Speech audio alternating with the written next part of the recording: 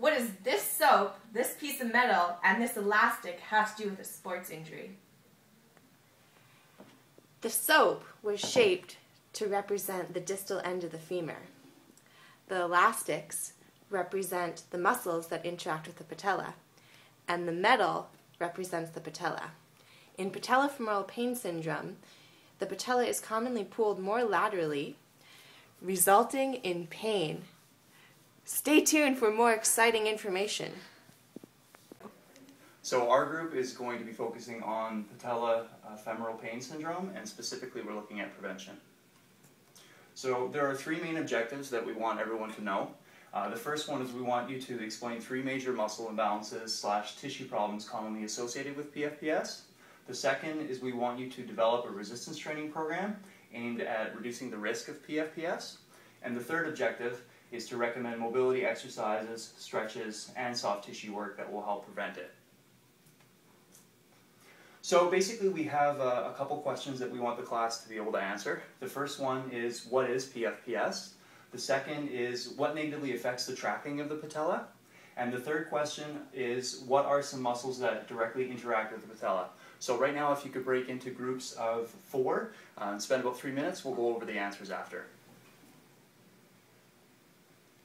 So what is PFPS? PFPS is the improper tracking of the patella, causing aggravation to the underlying and surrounding patella cartilage, and this results in pain or aggravation. The activities that tend to aggravate it are squatting, sitting to standing, going up and down stairs. There's some other ones as well. Populations that are affected by it, everything from athletes to weekend warriors, all the way through to the elderly, so it's quite widespread. So patella tracking, these are basically, I'm going to go over 4 mechanisms that can affect it. The first one being the tilt of the pelvis. So if you're in an anterior tilt or a posterior tilt versus neutral, that will negatively affect the tracking of the patella. Second one would be the Q angle, which has everything to do again with the hip versus the knee. Third one are the muscles that directly are involved with the patella. So the vastus medialis obliquus, the lateralis, quadratus, rectus femoris, rectus intermedius, and also the IT band. And below the knee, the foot is quite involved. So pronations and supinations of the foot can cause rotations of the tibia and femur, which can lead to patella tracking issues. So we're going to do another participation activity, and this one we're actually going to take you through knee taping so that we can drive the patella laterally, which is most often caused the PFPS. So again, we're going to show you a video, and to do that I'm going to have Jen and Colin go over that. With the participant relaxed, have one member raise the heel up while the other member tapes the patella laterally. You can hold it in place.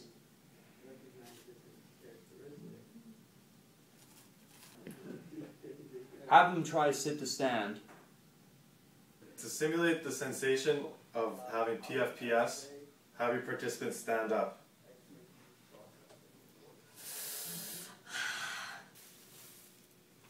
So the muscles that are directly involved with patella tracking would be, as I already mentioned, the vastus medialis, the lateralis, rectus femoris, intermedius as well, and then also the IT band comes across. Muscles that are indirectly involved, a lot of the ones at the hip and below the knee, so the front of the hip, all of the different types of hip flexors, external rotators on the back. We're looking at gastrocnemius, tibialis anterior. So basically what we want to get to now is the whole entire literature review that we did, because we found quite a few issues among it.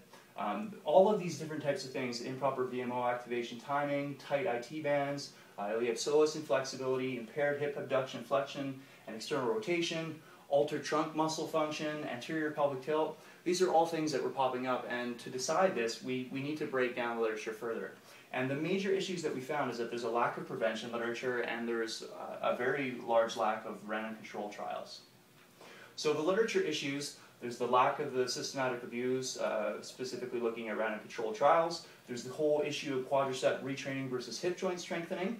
And there's also, as I previously mentioned, lack of prevention literature. And there's an issue with scattergun approach, which is basically physical therapy interventions that don't really control for anything. They just try a multitude of different types of treatments to alleviate PFPS. So how do we decide? We have these issues. Now we basically, how we're going to decide is we're going to go through the hierarchy of the articles that we found, and we're going to recognize the most valid experiments. So the first one was a systematic review of random controlled trials that basically said quad strengthening, combination of exercises, patella taping, and biofeedback was effective. Just below systematic review of random controlled trials, we find random controlled trials which tell us that physical therapy interventions are effective, quadricep strengthening again and stretching is effective, and quad strengthening plus hip abduction and external rotation provides better relief of PFPS than just quad strengthening alone. And also what we found very, very interesting is that there was limited evidence for foot orthotics versus flat insertions. And that was a very valid systematic review of random controlled trials. So what does the high level of evidence tell us? We had some issues to start off with, but basically we understand that quadricep strengthening and timing training works, hip abduction and external rotation strengthening works, physical therapy protocols are effective, and that orthotics and patella taping aren't necessarily effective. So now we're going to look at some evidence-based prevention. There was a very small amount of literature on this, but what the prevention told us, this one was a systematic review. Unfortunately, it wasn't of random controlled trials, but through all of their review, they found that a pre-rehabilitation program that included dynamic warm-ups of mobility and activation, PFPS-specific stretching, and strengthening exercises were quite effective for preventing it. So we're going to go over some of those exercises now. So first, we're going to go over a dynamic warm-up.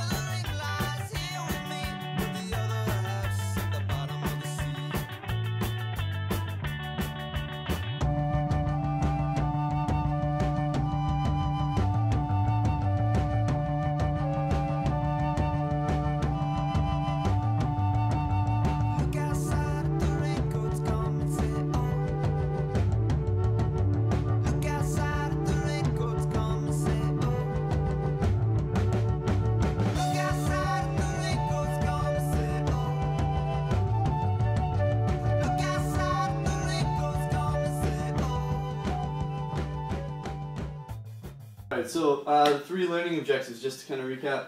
So you should be able to explain the three major muscle imbalances / tissue problems commonly associated with PFPS. You should be able to develop a resistance training program aimed at reducing the risk of PFPS. Remember, it's all about prevention. And you should be able to recommend mobility exercises, stretches, and soft tissue work that will help prevent PFPS.